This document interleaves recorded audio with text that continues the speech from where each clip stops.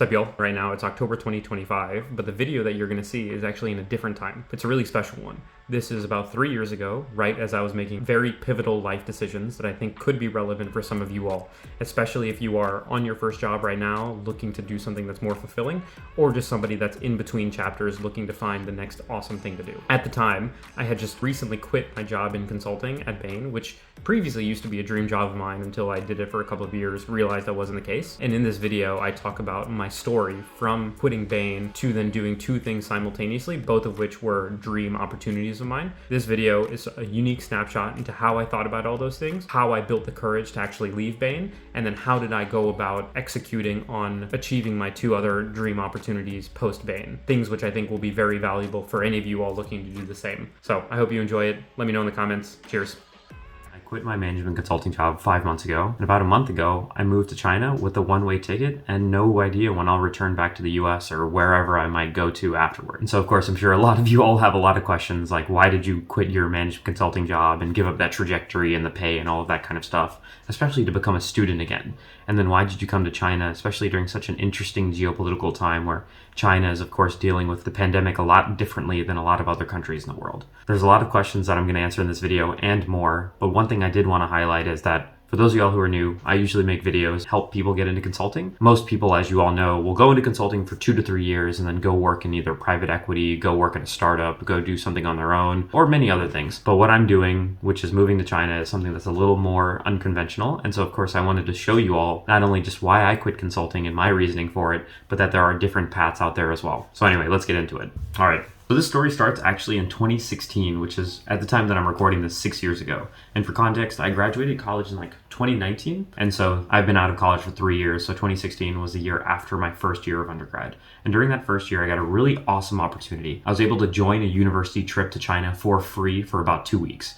And during those 2 weeks, we of course traveled around, ate good food. I learned the language a little bit. But some things that I realized was that one, Chinese society was amazing, especially in comparison to the American society that I'd grown up in, and then the Indian society that my parents were from and that I had frequently visited as a kid. And then two, that I really enjoyed learning Mandarin, probably much more than the engineering coursework that I had at the time. But it was unfortunate because once I got back from China into the US, I couldn't really do anything China related. And that was because I was always focusing on internships, or I had to do my engineering classes, and there just wasn't space for me to figure out a way that I could spend more time in a Chinese-speaking country. And so with that, I just continued doing my engineering stuff. I continue figuring out if I want to be an engineer or not. And then luckily, I find out, one, I don't want to be an engineer. And then two, there's this really cool other opportunity that I wanted to pursue called consulting. Consulting had a lot more things that I was interested in. Like, you know, you get to work on bigger problems, you get to work with people, et cetera, all the like normal consulting stuff, right? And so I'm lucky enough to then get an internship offer from one of the big 3 firms. That comes the beginning of my junior year. And so it's basically halfway through college, I know that I'm going to go work at one of these elite firms right after college ends. Because, you know, the internship then turns into the full-time offer and you don't really have to worry about doing anything after that. And so for the rest of my college experience, I'm able to really focus on the fun, going and playing a lot of sports, getting involved in clubs and whatnot.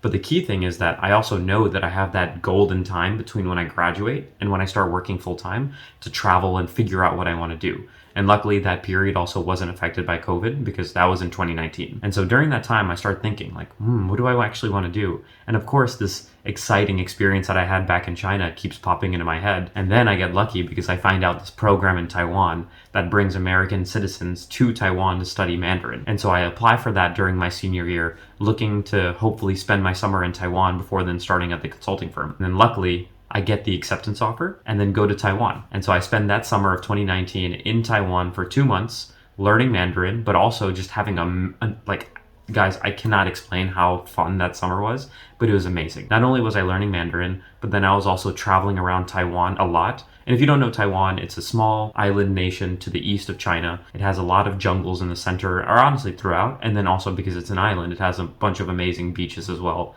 And it's generally tropical and jungly and humid, and which for someone like me coming from the southern part of the US, I really like that temperature. And so with the friends that I made, we traveled around a lot, went hiking, surfing, wakeboarding, snorkeling, all of these kinds of crazy things. And then also I took hip hop dance classes for the first time in my life as well, which is really funny because those are taught in Mandarin. And so I was learning Mandarin and then learning how to dance by also going to Mandarin classes, which honestly, like, that was pretty tough, but it was a lot of fun. And so yeah, those honestly ended up being the 2 best months of my life. So thank you, Taiwan. After that, I come back to the US, have a couple more months traveling around and visiting different cities and friends, and then I started the consulting firm. But the main conclusion I drew from that summer going into my consulting firm was that I was going to figure out a way to get back into a Chinese-speaking country to learn Mandarin and become fluent in it, and also just continue to have these amazing experiences that come with being in a new culture or learning a new language. And so I start Bain. This idea of wanting to travel and speak Chinese goes to the back of my head, and I just focus on wanting to do the best I can in the job. And honestly, starting the full-time role was like kind of hard. And I'm going to be honest with y'all, there was a huge culture shock for me going from being a student and traveling around to then actually having to work 50 to 60 hours. But honestly, you get over it, you get used to it. And so for me, after the first couple months, I was getting into the groove, I was getting used to the job. Then 6 months later, a very big global event happens that I'm sure you all know about at the beginning of 2020. And so that makes the consulting job very different, right? No traveling, no benefits, no working with your team. It actually, it low-key sucked. And so that made the consulting job a lot less enjoyable for me. And then you combine that with a couple of other experiences that I had. I made some videos about them, so I'll make sure to link them in the bio below. But yeah, all of those culminated in me realizing man, I don't know how much longer I want to stay in consulting, especially because I don't know how well my skill sets of being someone who wants to be a little bit more entrepreneurial and have more ownership over my work, I don't know how much longer I would be able to last in consulting not getting those things. And then that's when something called the Schwarzman Scholarship pops up. And so if y'all don't know, the Schwarzman Scholarship was funded by this guy named Steve Schwarzman. He is an American billionaire who is the co-founder of Blackstone, which is the biggest private equity firm in the world. The dude is worth multiple tens of billions of dollars, and created this Schwarzman Scholarship, of course named after him, at Tsinghua University, which is the best university in China, and it's in Beijing, for the purpose of bringing together a bunch of global leaders from around the world for the purpose of them getting a deeper exposure to China, making friends, of course, with each other in the cohort and then the broader university campus that they're placed on. So that way, whenever they go and become leaders in the future for whatever industry that they work in, they're better able to build bridges and collaborative relationships between China, the US, and whatever part of the world they might be from, if not from either of those two. So that way we can bring about peace and cooperation in the world rather than antagonism and animosity. So really cool vision, really awesome scholarship opportunity. I'll link the website so y'all can check it out more yourself. And I mean, hint, I'll make more videos about my experience as well, but I don't want to ruin the story. But as you could imagine, the Neil who didn't love Bain and who had just come back off of an amazing summer in Taiwan was in love with this scholarship. I fixated over it maniacally. And so 1 year at Bain passed, and then I started applying for this scholarship thinking that this could be a fantastic way for me to conclude 2 years at Bain and then also, get out of there and go figure out what I want to do with the rest of my life. And so by the time the second year of consulting rolls around for me, I am focusing weekend after weekend on trying to apply for the scholarship program. And as you can imagine, for a scholarship program of this caliber, where they are looking for future global leaders and they fund your entire experience, they're asking you pretty damn hard questions. Things like, here, I'm going to look on my laptop because I forgot them a little bit. Questions like, tell us about your professional and academic interests and describe what particular social, cultural, business, policy, or global issues is your current focus of your motivation. That's just one essay of several that you have to write of that kind of caliber. So you can imagine, right? You have to create a super tight narrative, a very clear vision of what you want to do and why you need to be doing it now with some experience in China in this program, right? So just something that took me damn near 100 hours to figure out how to apply for. And honestly, a little bit of a side tangent and something that I'll cover in more videos, this application process really forced me to think about what I wanted and what I wanted to do in the world. And that's where I came to a narrative or a story around food and sustainability, which is actually the course that I followed for the next 2 years and that I'm currently following now. So it's really funny that through this application and through this interest in China and having to do this application, I actually made my career trajectory and then followed it afterward, right? It's like writing the story and then acting it out rather than being able to just have a passion and go and act upon that. So for those of you all who don't know what you want to do, sometimes these applications can be a great conduit for you to figure out what you actually want to do. But anyway, getting back to the application, I'm writing it day in and day out. I spend months and months, and then the application deadline comes up. I press submit, and then 2 weeks later, I get good news, and that I got an interview.